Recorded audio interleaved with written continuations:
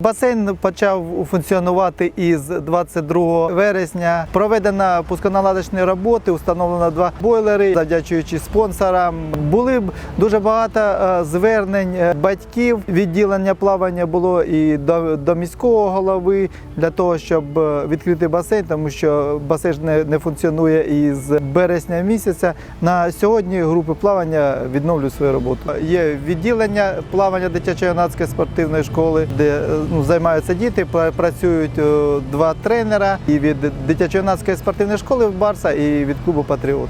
Басейн функціонує із 8 ранку до 20 години. Вартість незмінна. По абонементу для дорослих 25 гривень, для дітей 10 гривень. Одноразове для дорослих 30 гривень, для дітей 15. Є обмеження карантинні, так як і по всій Україні. На доріжці по 2 людини. Людей менше, ніж зазвичай, але я думаю, що і з часом басейн буде працювати в штатному режимі, і мешканці Шостинської об'єднаної територіальної громади, і не тільки, і інших районів зможуть займатися в басейні.